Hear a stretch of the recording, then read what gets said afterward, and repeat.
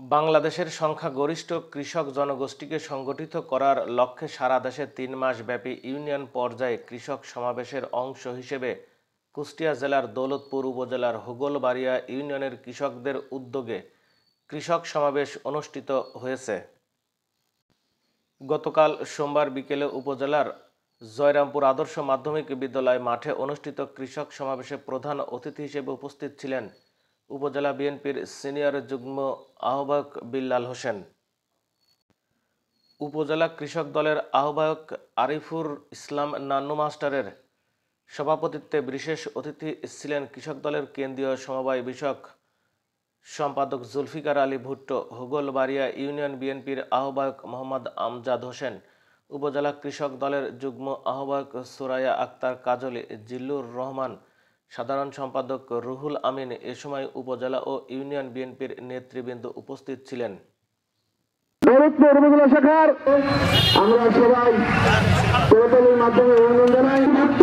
সমবায় বিষয়ক সম্পাদক কেন্দ্রীয় কমিটি সেন্টারে করার উদ্যোগ গ্রহণ করা হবে। শহীদ জিয়া পরিবারের কৃষি চাষ করা হবে। কৃষকদের মধ্যে স্বল্পমূল্য কৃষক সমাবেশ আজকে আসলে আপনাদের বিভিন্ন চাষাবাদ করতে আমাদের সাতনা হোগলবাড়ি ইউনিয়নের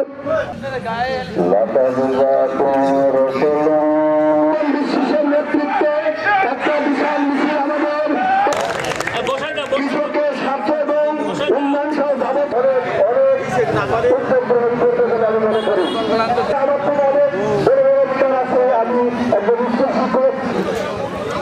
আপনারা কৃষক ভাইদের মধ্য থেকে আপনাদের সফল করতে হয় না। এছাড়া আপনার সমস্যা তুলে ধরার জন্য আপনারা কি কথা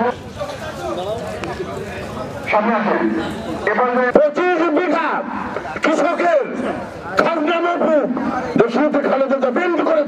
আমাদের সবার লক্ষ্য থাকবে যে কিভাবে কৃষক বাঁচবে। মঞ্চের সামনে বসে আছেন কৃষক ভাইরা এবং দলের আপনারাই নেতা। সত্যি কথা, এই কৃষক ভাইরা এই ন্যায্য মূল্যমান তারা পায়।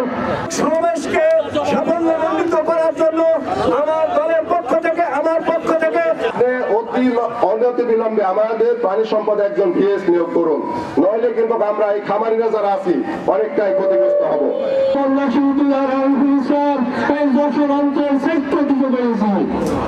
জোরামার সময় সর্বপ্রথম সেচের ব্যবস্থা হয়েছিল। দৌলতপুর গার্লস ডিগ্রি কলেজের অধ্যক্ষ রেজাউল করিম। ইনশাআল্লাহ আমরা খেতে খামারে আমরা উৎপাদন আরো বাড়াবো। ক্ষমতা আসার পর এদেশের